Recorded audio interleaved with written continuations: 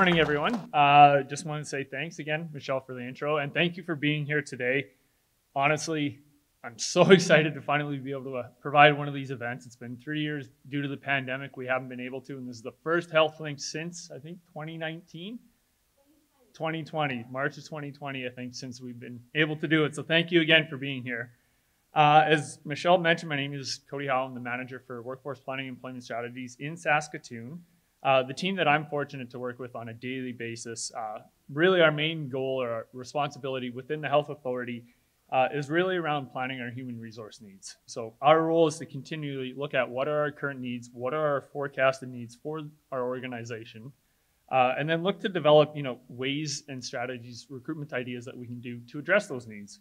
One of the things that we've been able to do over the last number of years, and we've been very fortunate to partner with SIEC, or Saskatoon Industry Education Council, to help work towards these goals. One of the great events, such as this, HealthLink, it really has helped us recruit and engage with the best talent that we can to meet those future needs through these career exploration opportunities, and really focusing on recruiting the next generation of talent, which is you. So thank you again for being here. I think one of the things that always comes to mind, many of you are already interested or may be interested in pursuing health after graduation. However, some of you may not even be aware of some of the opportunities or even classifications that we have within the health authority. So today, I really encourage you all to listen and learn from all the experiences, the stories, and all the information that's being shared from our health leaders today. To really take it all in. It's really about exposing you to many different areas within healthcare. I know one of the questions I always get asked, and one of the first things that come to mind is when you say healthcare, you think nursing, you think medicine. But again, healthcare is so much more in so many different classifications, many of which today you probably never heard of before. So again, I really encourage you all take today to learn about those opportunities, explore, ask many, many questions, and really, really, really take advantage of it today. And to be quite honest, most importantly, just have fun. So thank you all again. Thank you to all of our leaders, our partners today to put on this event, and have a great day. Matt?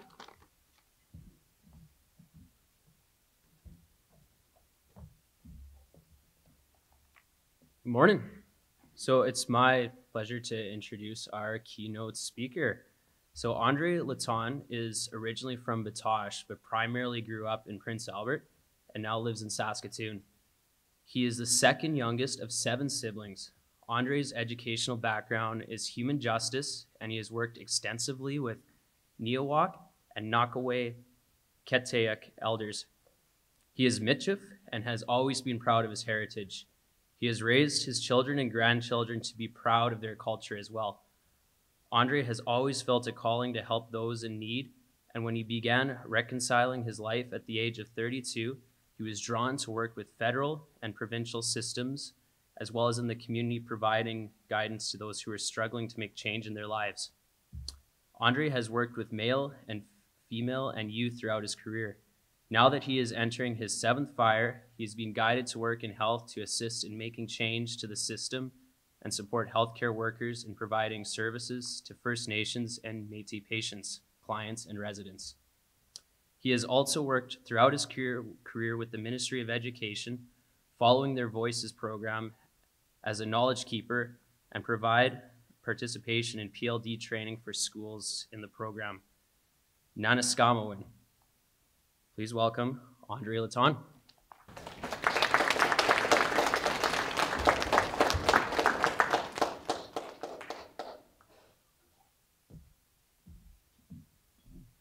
That's Nanaskamowan.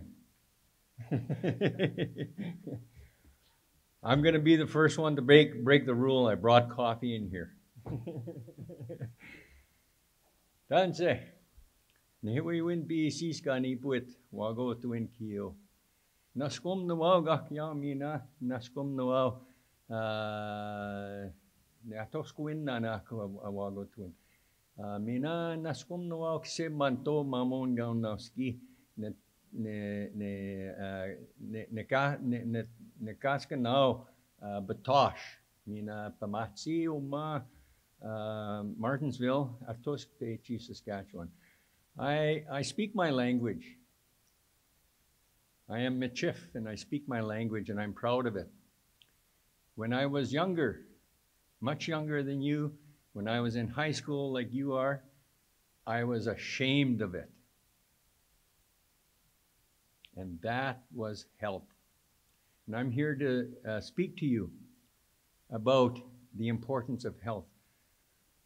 I want to acknowledge Cody for saying that health is more than just doctors and needles and nurses. Health is life. Everything in life. So Michelle mentioned, industry and trades and skills. Those are critical to the health of our individuals, our families, our community, our society, our country, our world, our universe. We are all part of that. That is health. I come from a very hard place. I was born in 1955. I come from Batoche. I'm sure you all know where Batoche is. If you don't, learn about it, because Batoche was very central on why you are here today and why we are struggling in health. We're struggling because only a few of us have a passion for it. And yet health is all about life. It's about your education. Matthew talked about my experience. I've worked in a lot of different systems, and I didn't know it at the time, but I was learning about health in every one of them. I was never taught about health in education. In the 1960s, this did not happen. What is happening right here, right now? No, we didn't have these kind of events in the 60s. So I don't want to get into my upbringing, all the hardships and that, but you know the history. Is there anybody here that doesn't know the history of the residential schools and orphanages and foster homes? Anybody, put up your hand if you don't know it. See, we all know the history. That history has become part of your identity. And that identity, all of our identities are based on where we come from. How were we impacted in our families, in our communities? Okay? And so, like I said, I never had that. My generation never had this opportunity that you have here today. And I'm honored to be here to share a little 20 minutes worth of my story. I like joking around. Laughter is one of the greatest medicines that we have. It's a natural medicine. We all have it. And research shows, and I'm sure my esteemed colleagues here, I believe you're a doctor, right? One of yous are a doctor here? A couple doctors? I don't know what the right term is, but the action that happens in our brains when we laugh, right? It interacts with our brain and shoots these joy emitters, basically. Same thing that drugs and alcohol does, but a lot healthier. You see, that is health. That's what I'm talking about. So, growing up, everything in education, everything in health prevented me from being a healthy person. And it was not until I was 32 years old, and I'm 67 today. 32 years old is when I began to learn a different way. And I went back to my culture. And I relearned my language that was taken away from me. And through that language, I came to understand health. And so those of you who speak a different language than English, your original traditional indigenous language, I encourage you, do not give that up. Let nobody take that away from you, because that is health. If you have, cultural practices in your family, whether you are, born in this country or recently arrived in this country, those cultural practices are fundamental in health.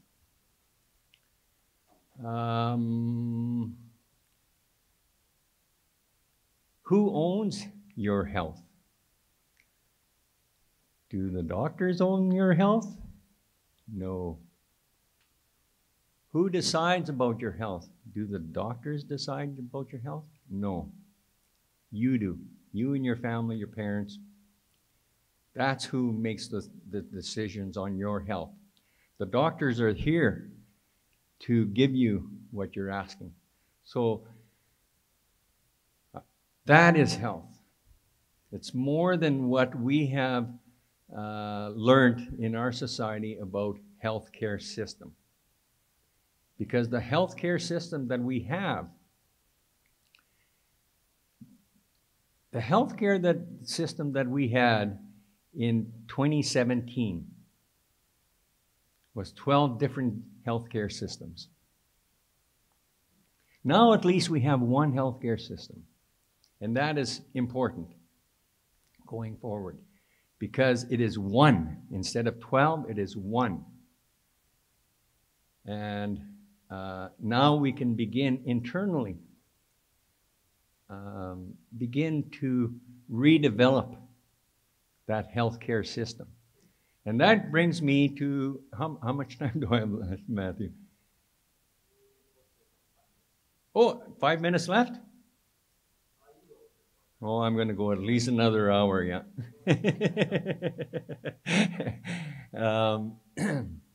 Yeah, that brings me to the real message I want to share with you, is that we need your help in health, because we don't want to be doing the things that we've done in the past. Every one of my colleagues here will attest to that. They will, I am sure, every one of them want to do something different than what's been done, because what's been done really hasn't worked. We're not a healthier society.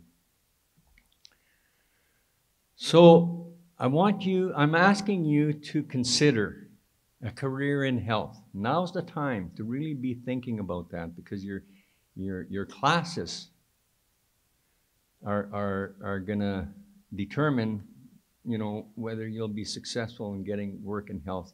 And let me tell you, there's a lot of opportunity now and into the future to get a job in health, a well-paying job. And if we do it right as a system, and you're part of that system, don't forget, you as students are part of the healthcare system, because health is about life.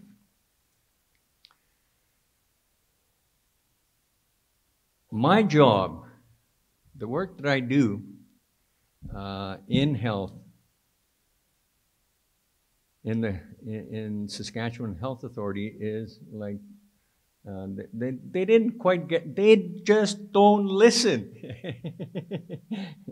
I'm not services. I'm a senior specialist cultural health systems, First Nations and Metis Health. Because First Nations and Metis Health is a new department. There is no other department like it in the world, just only here in Saskatchewan. So already in 2018, when we transitioned from 12 health authorities into one health authority, we began to lead the world in health by including the original people of this land. We know health. I am 67 years old, and I can run, I can work, I can feed myself. Not very many 6, 7 years old. Most people my age are retired. Not me. You can't retire from life. Okay, so my job is to work with leadership, with doctors, vice presidents, executive directors, managers like Cody, in the health system, to change the health system, to make it more effective, more inclusive, more respectful, more effective, less costly. Because every year the budget for health rises. We need to stop that, and you're the future. You're the future. And so I ask you to think about what I've said today. Whether you get into trades or teaching or social work or anything, or become a nurse or a doctor, realize your dreams, work towards it, apply yourselves, really think about it, and know that whatever you do in life, in your future as an adult, will be contributing to the health of our society. So Saskatchewan Health Authority has been working since 2018 to become a different way of providing health services. And we have a long ways to go. But you know, somebody in this room in 4, 5, 10 years will have a great impact on becoming a very unique health service. So my role is working with leadership to help them to think different. That's what I'm trying to do with you as well, because you are future leaders. So I work with leaders. That's why I like working with youth, because they become the future leaders. Think differently.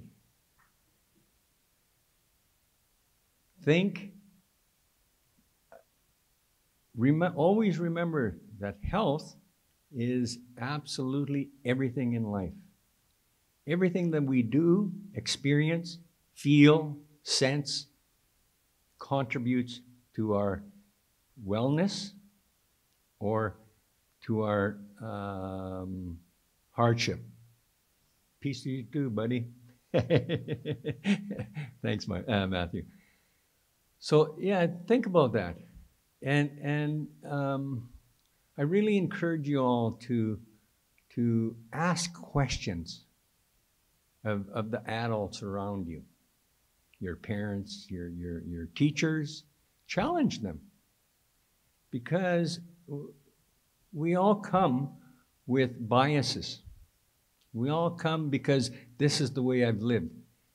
Well, I'm telling you that I was 32 years old, and that's who I was. So for the last 35 years, I've become who I needed to become, not what somebody else wanted me to become. So every one of you's in here. I ask you to do that. If you can do that, you will find your place in the future in our society as contributing something towards health, whatever that is. I really encourage you to consider a career in Saskatchewan Health Authority, because it's not, I'm not a doctor. Heck, I have no education, but leaders listen to me. Okay? If I would have had an opportunity to be a doctor, I would have become a psychologist, because that's what I do. I work with people's minds. I help people to see a different way. Any one of you can get that. You can get your PhDs in that if that's what you want. That's part of health. I really encourage you to consider that. I thank you for listening to me, and you know, I'd love to stay around for the rest of the day, but I've got a lot of work to do, a lot of back, you know, work that I've kind of pushed aside, I got to pick up. I got to work towards something with Matthew here going forward for tomorrow. Already haven't started on it yet. So I want to thank you for listening to me, giving me this opportunity to speak to you. I hope I have touched your hearts. Naskamoan. Thank you so much. I'm grateful.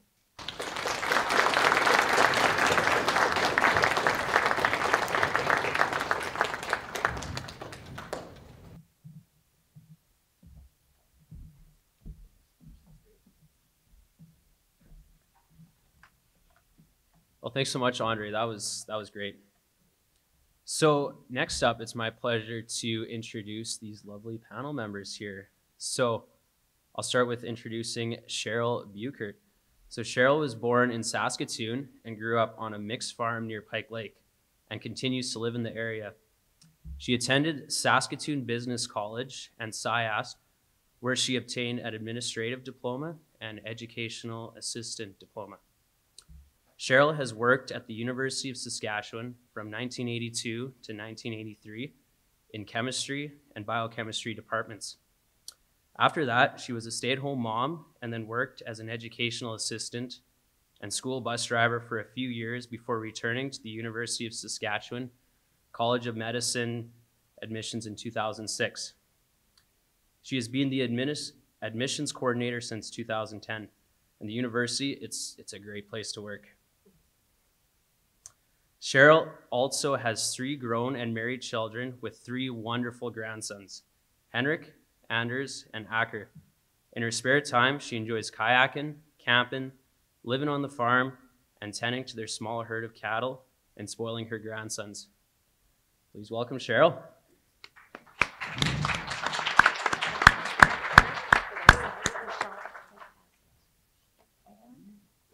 Sure. She might.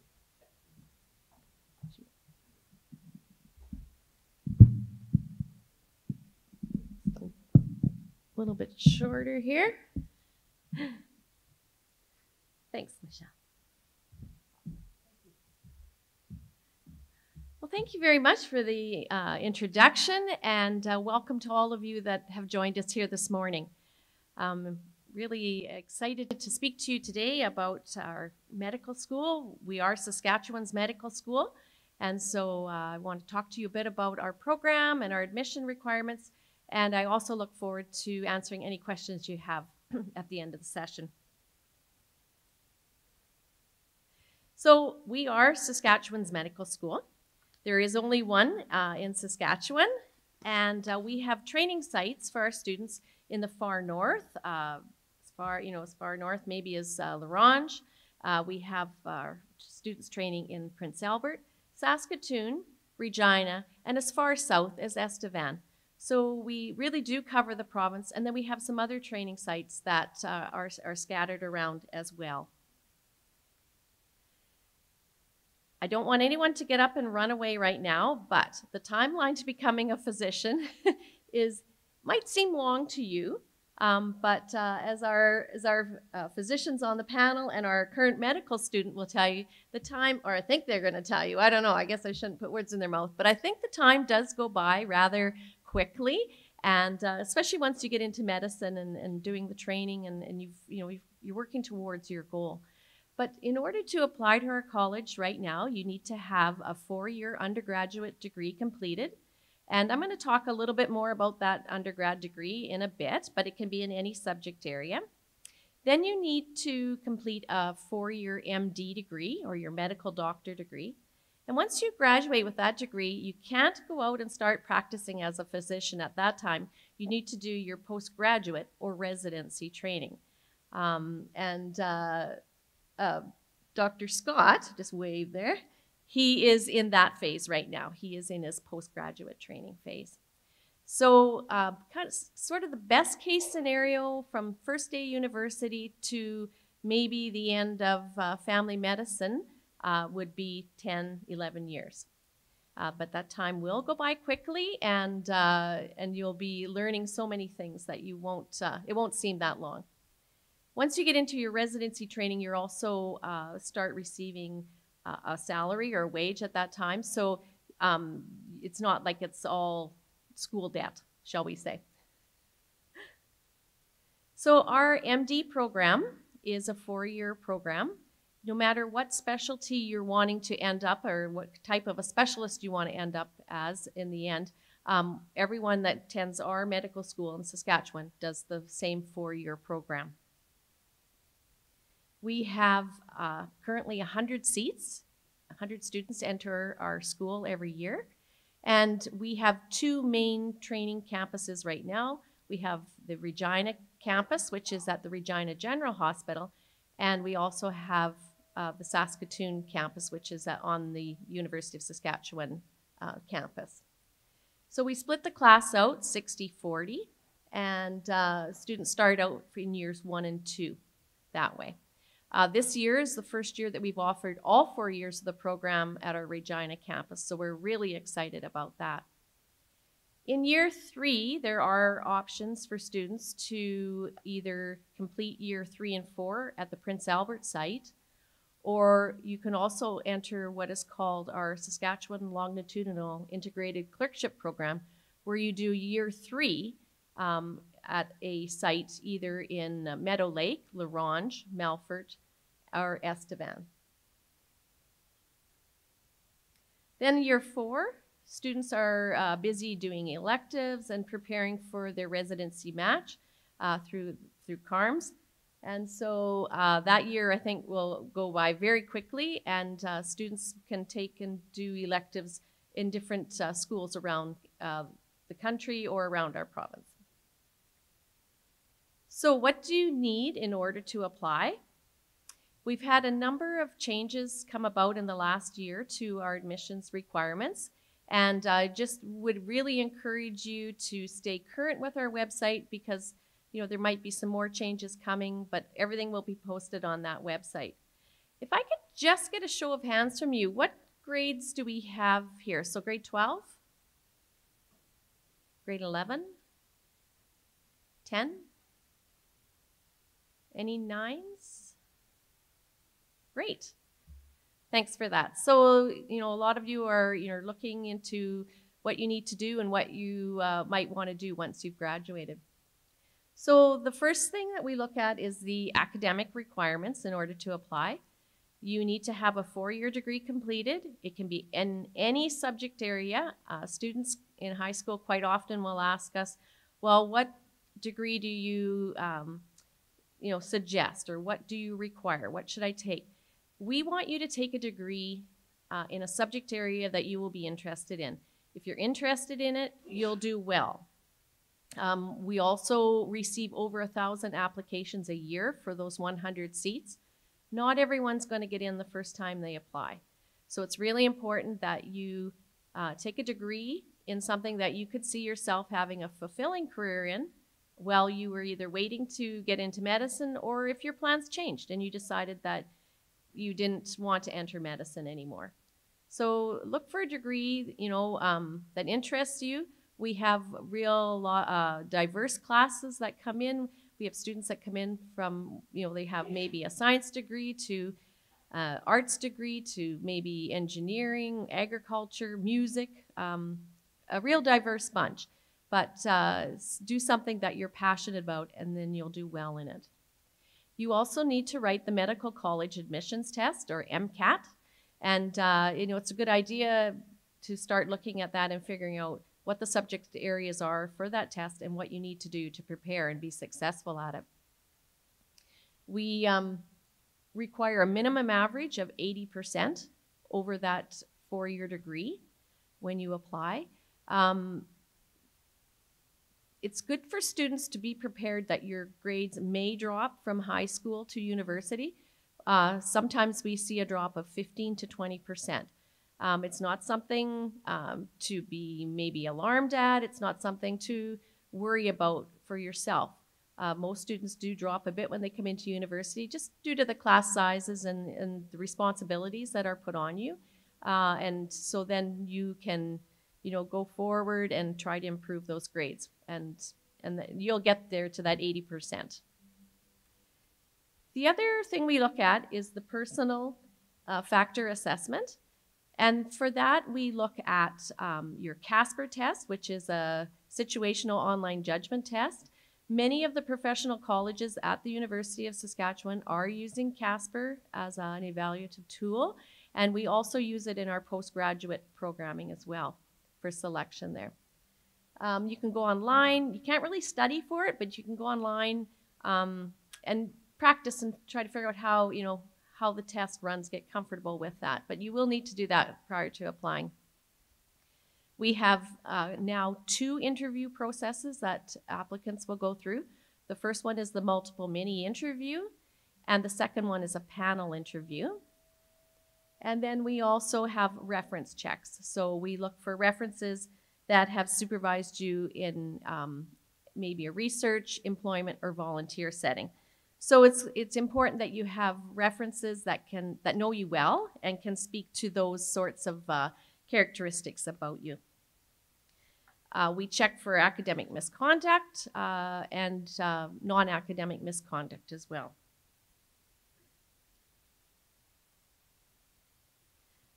So in your high school years, we don't have any prerequisite courses that you are required to have in order to apply to medicine, but we do recommend that you take all the maths and sciences that you can. That way you don't restrict your options when you get to university, because you may see a subject field that you never even thought about taking for that first undergrad degree. It's easier to do those courses now while you're in high school and just get them done, and then you don't have to go back and upgrade or pick them up. Currently, right now, we don't have any university prerequisite courses either, but by the time you will be applying, we will be recommending, or not recommending, requiring that you have an Indigenous Studies prerequisite course at the university level. So most of the programs in arts and science at the University of Saskatchewan, a lot of the professional colleges are also requiring an Indigenous Studies prerequisite. So many of you will have that covered off in your undergrad degree. But if not, if you're in a program that doesn't require it, look at picking that up for your maybe an elective or something, just so that you have it covered and that you're ready to have your application for medicine. The MCAT test is a grueling, it's a 6-hour test now, and 4 sections on it. Contains a lot of sciences, so we recommend that you do have sort of a good level of introductory knowledge at the biochemistry, chemistry, biology, physics, those types of subjects. And then also, sociology, psychology, statistics is another good one to help prepare you for the test. But once you get into university, whether it's the University of Saskatchewan or University of Regina or a university outside of the province, many of them have a pre-medicine club, and those clubs help pre-med students, find out where there's resources to study for the MCAT or maybe your interview processes. I mentioned the CASPER test. This test is used at a lot of medical schools across Canada, as well as the MCAT, and it's sort of a test that who you are and your character and the life experience of you have will be tested in that, and it's you watch some vignettes and you type a written response. We currently are using this just as a threshold in order to be invited for an interview. It doesn't weight into your application at any point currently. Multiple mini interview. When the pandemic hit, we had to pivot and go to carrying out this interview process virtually, and as far as we can see into the future right now, we will continue to carry that out virtually for students. And we have 6 stations, and students are presented with a scenario, and then you talk to one assessor regarding that scenario and discuss it. Whoops, where'd we go?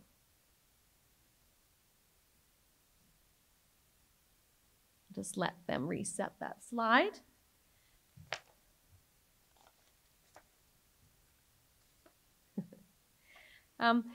New to our changes this year, it started in 2019. We had a review of our admissions policies and our whole process. And we had a retreat and brought in stakeholders from around the province, and a number of changes came out of that retreat and our admissions renewal committee. And so there's been a fairly big shift in our admission requirements. Our average went up. We've, over the years, we've added the different things that we look at this year, with the panel interview being extra. Let's go back here. There we are. Panel interview being extra. So, what we're looking for is to admit students that have a diverse background, but they have some connectedness to the province of Saskatchewan. We have a physician shortage here. We need family doctors, and we need physicians that want to train in our program and also be physicians in our province going forward. So, we're looking in our applicants, where they went to high school, where they grew up, where they went to university. Maybe did they grow up in a rural area in the province, or maybe a rural area somewhere else in Canada? Did they grow up in a remote area of our province, or a remote area somewhere else in Canada? So these are all things that we're looking for in our students. So that diverse group that we're looking for, out of the 100 seats that we have, we no longer have a Saskatchewan resident pool or an out-of-province resident pool. Those were changed this year. And so we have the 100 seats. We have up to 20 seats out of that 100 that we set aside for our Indigenous students, so students that self-identify as First Nations, Metis, or Inuit. And we also have 6 seats set aside for students that come from a low socioeconomic background or a disadvantaged background that may pose a barrier to their admission to medical school. Our Indigenous admissions pathway that we currently have, we have 32 students that are in our 4 years of medicine that self-identify as Indigenous, and we've graduated over 110 Indigenous graduates over the years.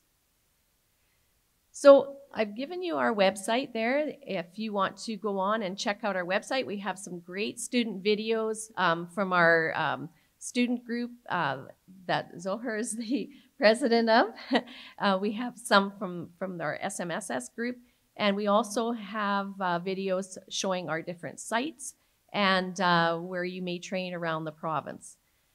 So I'll leave it at that, and I welcome your questions if you have any, or we can definitely wait and answer them in with the panel later on. Thank you very much.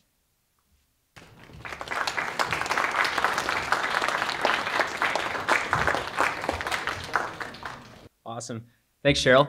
Next, I would like to introduce Dr. Matthew Bradshaw. So Matthew Bradshaw grew up in Winnipeg, where he completed his Bachelor of Sciences degree in chemistry and then obtained his postgraduate degree in medicine at the University of Manitoba. He pursued his pediatric residency at the University of Manitoba and Health Sciences Center in Winnipeg. He completed a fellowship in pediatric critical care medicine at McGill University and the Montreal Children's Hospital in 2014. Matt currently works as one of 6 physicians in the pediatric intensive care unit at the Jim Pattison Children's Hospital in Saskatoon, providing care to the province's sickest kids, from infants to young adults. He provides on-call coverage for the pediatric transport team and helps triage and direct care for children requiring stabilization and transport throughout the province. Matt is the Saskatoon area department lead for the Department of Pediatrics and Saskatchewan Health Authority and holds an appointment as an assistant professor at the University of Saskatchewan College of Medicine. He is married and has a 12-year-old son and has 2 dogs and 2 cats. Matt enjoys curling with Nutana Curling Club and Prairie Lily Curling League in the winter months, and recently took up rowing with the Saskatoon Rowing Club this past summer, where he competed in the head of the Saskatchewan Regatta in the men's 8 and single sculls. Matt loves to travel and recently went to Iceland with his family, where after having lost their lost luggage returned, They chase waterfalls, trolls, and the midnight sun. Matt loves to cook, garden, and enjoy nature in his spare time. Please welcome Dr. Bradshaw.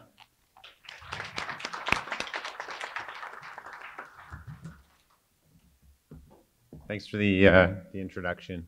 My watch just reminded me that we need a stretch. So why don't you all stand up for like 10 seconds, stretch your legs. If you need to, stretch your arms a little bit, right? It's morning, so. All right. And then when you're ready, you can sit down.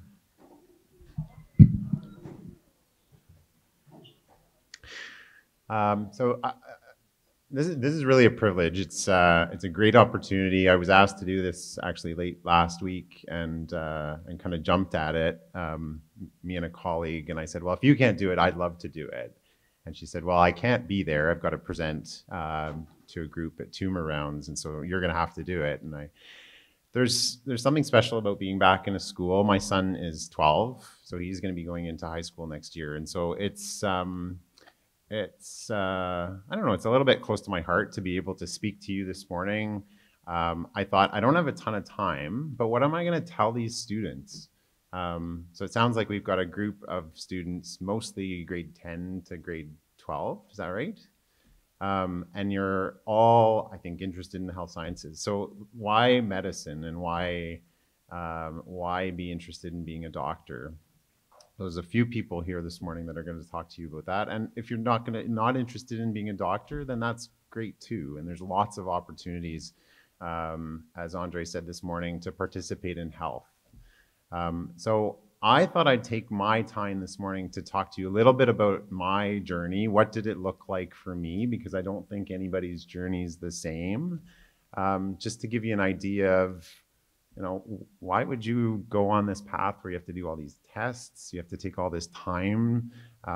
Is it worth it?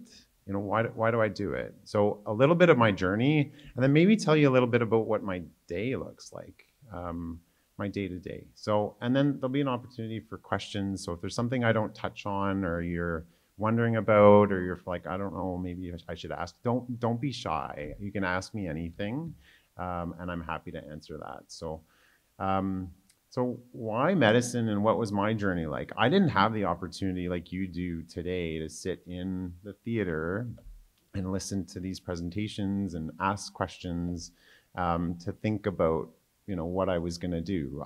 I was concerned about, finishing high school, and I liked science, I liked chemistry, I liked physics.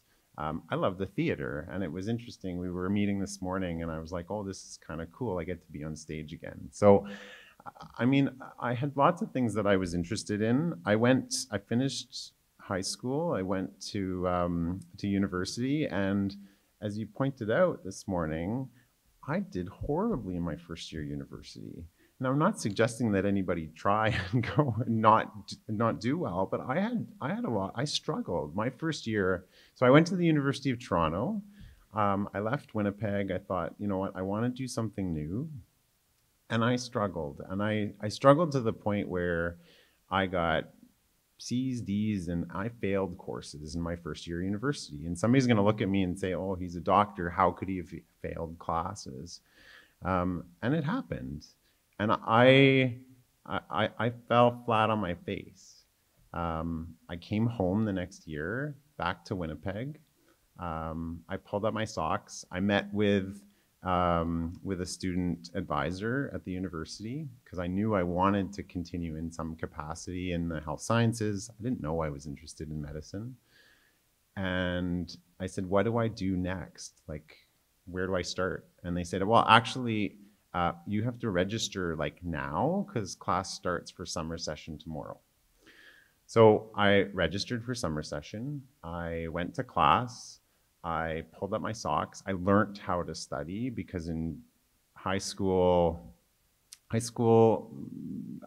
things came relatively easy to me. And so I had to learn the skills, and I had to develop a work ethic where I could actually do well. I had to learn to study. I had to learn to work hard. And so I worked on all of those things. I started to do better at school, and I wasn't sure what I was going to do. I was interested in chemistry. I was interested in finishing my degree. And then I had some friends who were interested in medicine, and they were writing the MCAT.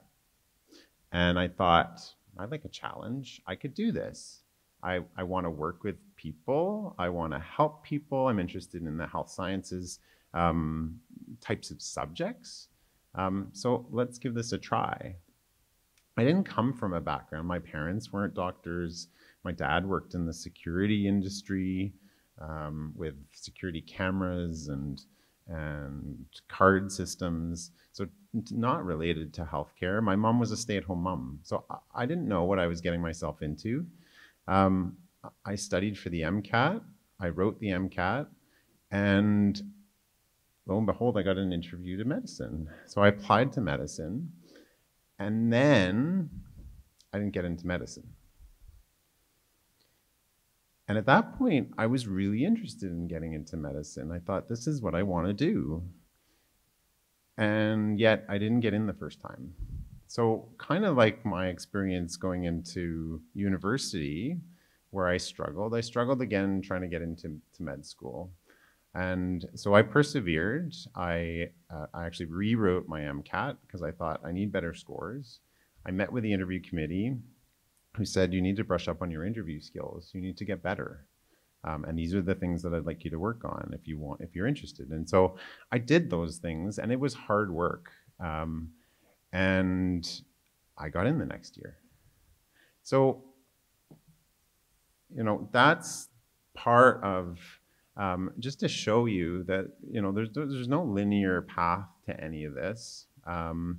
In a way, I kind of fell into medicine and fell into that path. And I will say that, I've been really lucky. I love it. And I'll tell you a little bit about why I love it by talking a little bit about what my typical day is like. So I got into medicine, and as you heard in the introduction, I did my medical degree, my med school. Then I did what's called a residency, which is where I did my pediatric training, where I learned medicine specific to children. And then I went and did extra training on top of my pediatrics. So that extra training was called a fellowship. I went to Montreal for a couple of years and did training in intensive care or critical care. And then I came back to, well, not back to Saskatchewan, but back to the prairies. And I was lucky enough to get a job here at the now Jim Pattison Children's Hospital. So I work on the second floor of the Jim Pattison Children's Hospital, where the intensive care unit is and where the pediatric ward is. And so a little bit about what my typical day is. So people ask me this all the time. What's a typical day? I don't have a typical day. So my days could begin with, so let me try and describe for you what it might look like. So a typical day might include, a phone call, or start with a phone call of a sick child, could be anywhere in the province, and they need help. So we'll give them some advice over the phone about managing a patient. I might direct our transport team to go and pick up that child if they need to be transported. And so that transport team is a nurse and a respiratory therapist. And so I'm kind of the quarterback, and I'll direct the nurse and the respiratory therapist to take care of that child once they get there. And then they'll bring the child back to the hospital. After taking that phone call, I'll go to work. So I'll go to the hospital and I'll go up to the second floor. And my role is in charge again, kind of like a quarterback. And medicine has changed, at least in the capacity that I work. And there's lots of different types of medicine. But I manage a team.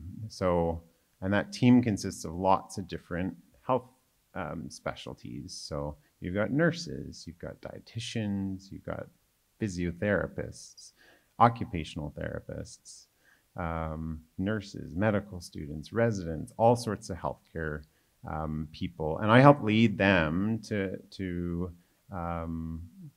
try to help our patients and help align what patients and families want for their health, help them get better and help them get out of the hospital when they're ready. So that's a little bit about how my day starts. We'll do rounds in the morning. I might get, phone calls about patients on the ward or other parts of the province. And then we finish rounds. We might do some teaching with the medical students. And then I'll attend to other responsibilities that I have. So the other hat that I wear is as area department lead, where I manage the pediatricians in Saskatoon. And there's about 108 pediatricians that are my responsibility to manage. And so you can imagine that there's lots to do as far as that's concerned. And so that's the other hat that I wear. When I'm not working, I do some of the things that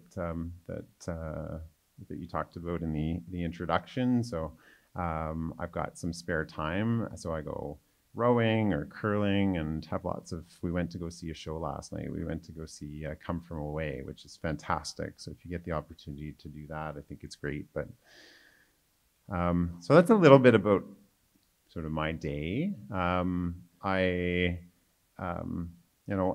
guess the last thing I'll close with is, who winds up in medicine and what kind of attributes does somebody need or should you have if you're interested in medicine? Is medicine for me, I guess, is what I would be asking myself if I was in your seat this morning. And I think hopefully you heard in some of the story is that resiliency, I think, is really key, and somebody who bounces back from a challenge is really important. I face daily challenges in everything that I do, and I've faced a ton of challenges in my journey, and I've only touched on some of it. But I think somebody who can roll with the punches and somebody who says, you know what, it's okay, I'm going to pick myself up and I'm going to keep going with this. Somebody who's passionate about working with people and loves working with all sorts of different people. So I work with families and families who are often very stressed because you're dealing with a sick child. I deal with all sorts of other health professions. And so being able to bring a team together and work with lots of different people and enjoy working with lots of people, I think is really important. Those would be the top things that I think. And then just somebody who's really curious and who wants to continuously wants to learn, because the thing is with medicine, and you guys know this more than anybody, is that there's a ton of information out there. And every day there's more information, and it's impossible for me to stay on top of it. And so unless I am prepared to continuously learn and be challenged by all that information that's out there, and it might be it might be any one of those team members or a family member bringing that information to me, unless I'm willing to accept that and be curious and to learn about all of that on a daily basis, I think I think that's really important characteristic to have. So I'll stop there. I've taken up a lot of time and welcome any questions, and we're going to hear from some of our other panelists. So thanks for the opportunity, and I hope you enjoy the rest of your day.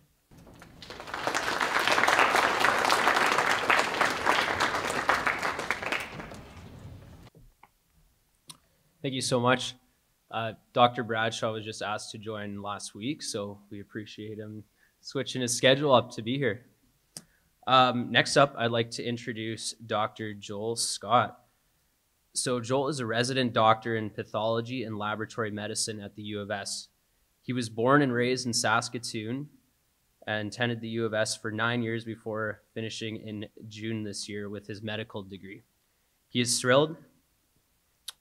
Oh, I think I screwed up a little bit here. Sorry. Oh, nope, that was good. My apologies. So he was born and raised in Saskatoon, attended the U of S for 9 years before finishing in June this year with his medical degree. He is thrilled to be staying in the province to continue his medical training for the next 5 years. Outside of work, Joel loves rock climbing, cheering for the Oilers, and spending time with friends and family. Please welcome Dr. Scott.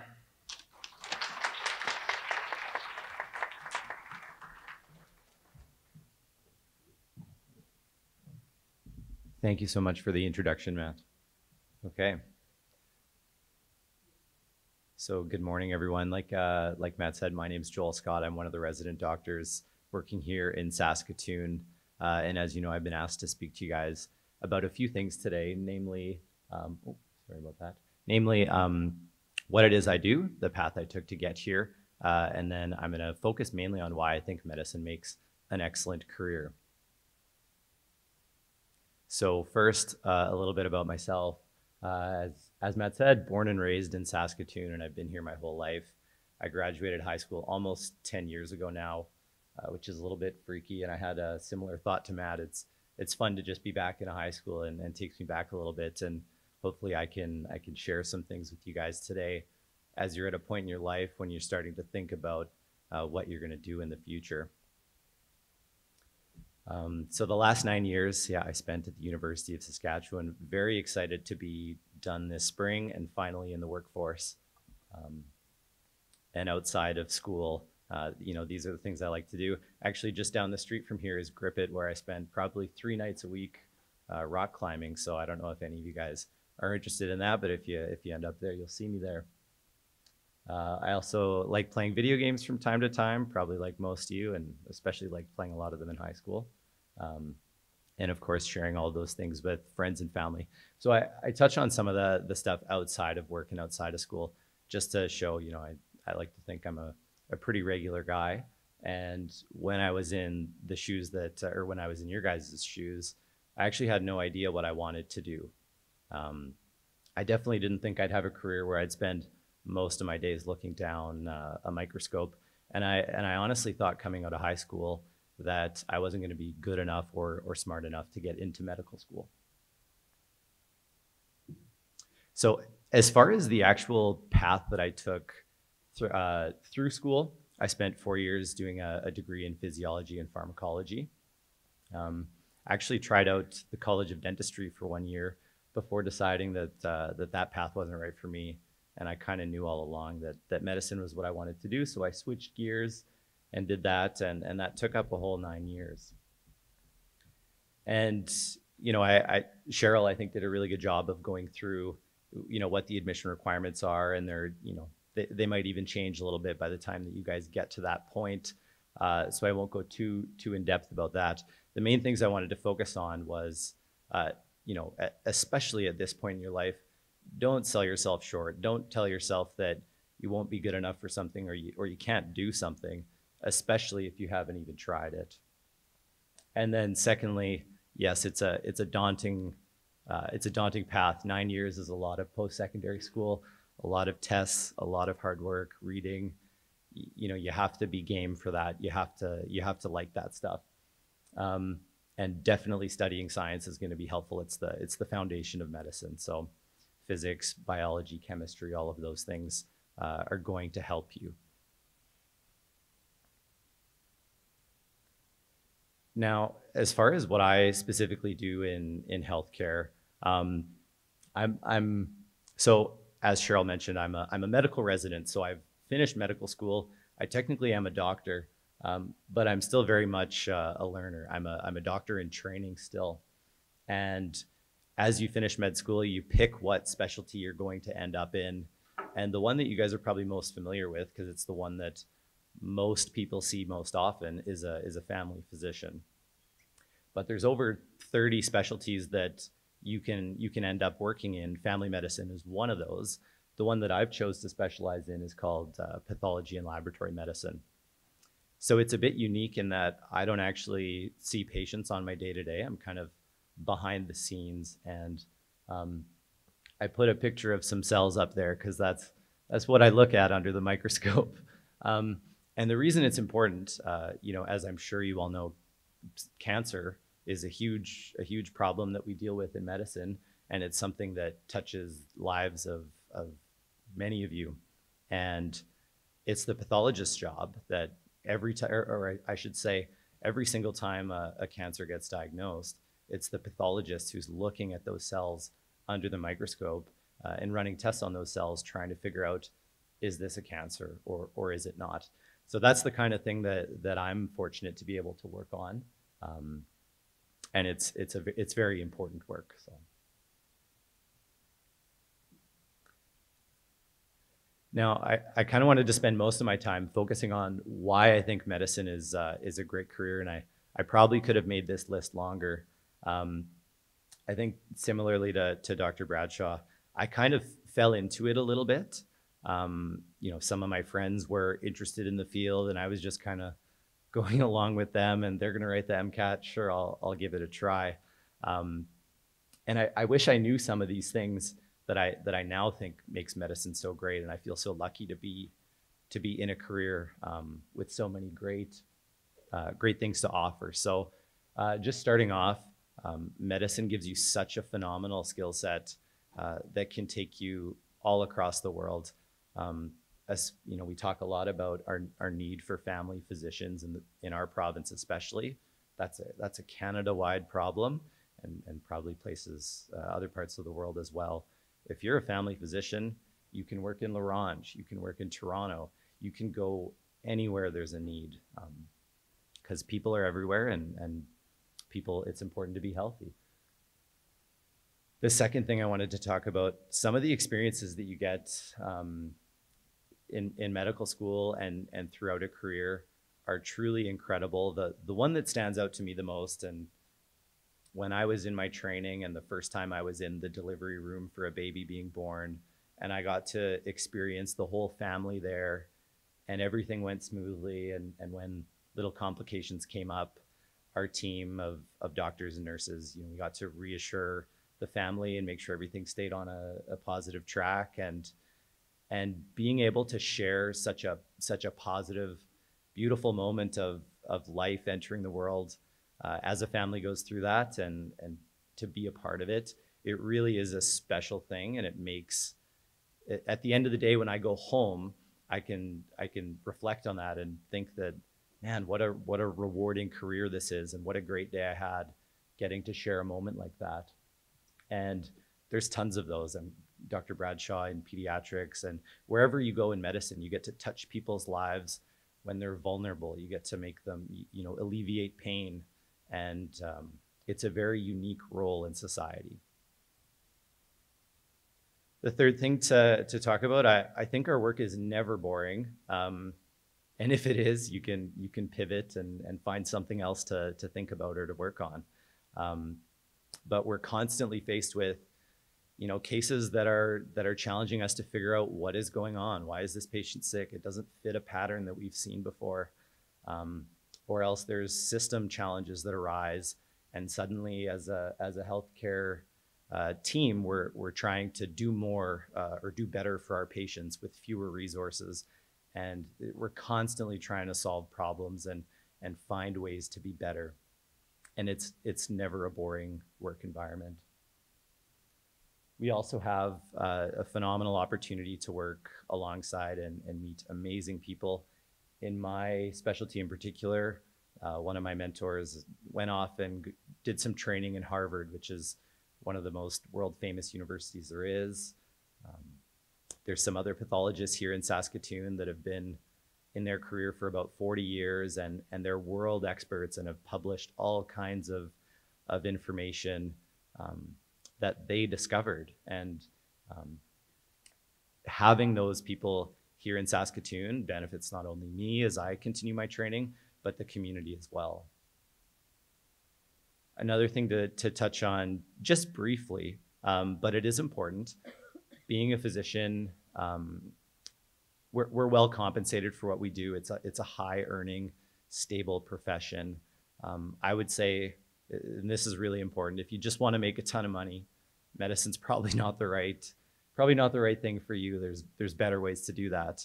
But it is important that with the level of responsibility that we have, how hard we work, It's definitely a pro that we're well compensated for what we do. And then the last thing I'll mention is that our day-to-day, Dr. Bradshaw described what his looks like. That's very flexible and fluid. Let's say he suddenly decided that some of the leadership work that he was doing wasn't for him anymore, and he wanted to focus more on his practice. He could pivot to that. If he decided, man, it really fills my cup up to work with kids and or not so much kids, but maybe medical students and do more teaching, he can pivot and do that too. And so you have a ton of flexibility in your day-to-day. And so all of these things that I've listed here, while they might not be exclusively unique to medicine, they're definitely reasons that I think it makes for an excellent career that can give you something to be proud of and allow you to enjoy the other aspects of your life, which is equally as important. So I'll finish there, and I think there's going to be some time for you guys to ask questions at the end. Please do. I hope that this was at least somewhat helpful for you guys. So thank you for your time.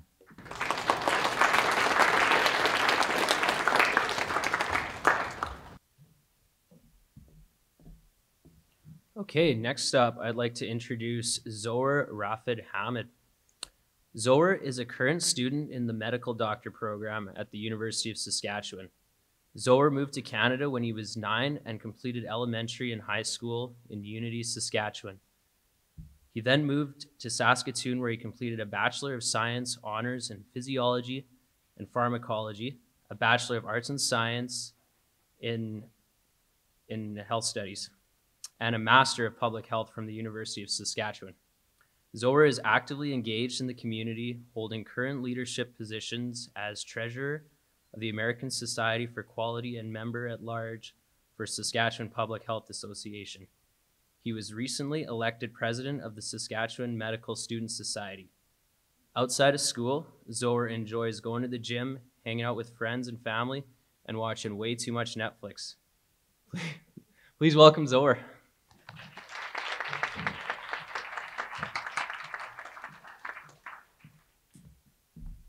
Thank you for the introduction, and thank you for having me here today. Like everyone mentioned, it's a little bit of a surreal feeling, because I know it seems like only yesterday I was sitting in positions similar to a lot of you, and now I can speak to you and maybe give you a little bit of insight into where I am and maybe draw some of you to the medical field. Just out of curiosity, how much time do I have? Okay, I'll do my best to speed up. Okay, I'll speed it up then. So a little bit about myself. I moved to Canada when I was 9. Grew up in Unity. It's a small town about 2 hours west of here, and I'm the oldest of 5 siblings. So I'm supposed to set a good example, which I try to do, but doesn't always go the way we want it to. So I actually didn't know I wanted to do medicine. Growing up, I wanted to be an astronaut, and that was like my goal. I was like, I'm going to be an astronaut, but I read online that apparently you can't be an astronaut if you don't have perfect vision. I don't know if that rule's changed, but at this point I've already paid my tuition, so I actually can't drop out. I'm stuck in the field. And I actually had the really cool opportunity to shadow my family doc. He lived a couple of houses down from me in Unity, so I did. And I was like, wow, this is kind of cool. I wasn't sold on the field, but I enjoyed a lot of things about medicine, and 3 things in particular. Number 1, tons of variety. No 2 patients were ever the same. And if you know anything about me, you know that I like to constantly be stimulated because I get bored very quickly, and it was never boring. The entire day I loved going from room to room and seeing the different patients. The second thing is, it felt like I was constantly solving a puzzle. So every patient that we would go see, they would present with something different, and you'd have to try to put it together and figure out what was the problem. And the third thing, a lot of people describe me as a bit of a social butterfly. I like talking to people. I was the kid that used to talk a lot in class and always get told to stop talking. Medicine is a field where you can deal with patients all day, and I love that. So that was my first sort of interaction of medicine. Fast forward, university time came. I decided to pursue a degree in physiology and pharmacology because my cousin, who was a year older than me, was doing it. So I was like, I'll do it too. Couple of years down the road, I realized, hey, I really like this. A lot of my friends who were in the degree were applying to medicine. So I was like, okay, I will apply too. I applied, and I didn't get in. I got waitlisted. So that sucked. I was like, you know what? I actually really like this. So I'll apply again the next year. And I did apply. And again, I didn't get in. So that sucked. So I applied a third time because I think what the rule is, third time's the charm. And I applied, and you can guess it. I did not get in. Luckily, I got it in my fourth try, so I'm here now. But I was like contemplating, I was like, do I tell them that it took me a while to get in or not? Is that gonna like dissuade them from the field? And honestly, it's the truth. Sometimes it isn't a road that's lined with roses where it's perfect. Everybody's gonna face challenges at one point, but I think it's just really important to persevere. And what's important is during that time where you face those challenges, it's to see what can I do to grow and what can I do to benefit. So during those years, what did I do? I decided to get a second degree. So I got a degree in health studies. What else did I do? I got a master's. I got a master's in public health. And on top of that too, I got a job. I actually got a really cool job where I basically got to travel the world presenting at different places, which in my opinion have really helped me to get to where I am now and hopefully in the future. So then I ended up getting into medicine. And I guess now to talk a little bit about sort of my day-to-day. My day-to-day is a bit of an interesting one because it's not like most medical students. As you can tell, like I said, I'm a social butterfly. So to add on to that, I decided to run to be president of the Medical Student Society. So for me, my days are usually a little bit of administrative work, meetings here and there, but then I still have classes. Generally speaking, I would say my week is between classes that are either recorded or in person or clinical. And one thing that's great about the U of S as a medical school is we get tons of clinical time. So we're always either in the hospital working or working with other physicians. Last week I was in St. Paul's. This week I'm at City Hospital. And I think next week I'm at like RUH 3 times or something. So you get tons of clinical experience. So that's sort of what my day-to-day looks like. And then really just to sort of wrap it up, I would say like 2 big takeaways that I kind of want you guys to have. Number one, the path towards medicine or whatever career you decide, it's a marathon and not a sprint. So take your time and be kind to yourself. Sometimes it's not perfect, but you'll get to where you want to get to. And second, everybody faces challenges. Maybe not today, maybe not tomorrow, but sometime down the road. And like Dr. Bradshaw said, sometimes you got to learn to roll with the punches and see, okay, that sucked, but what can I take away from this to grow? And what can I do to sort of improve myself? Thank you. Quick.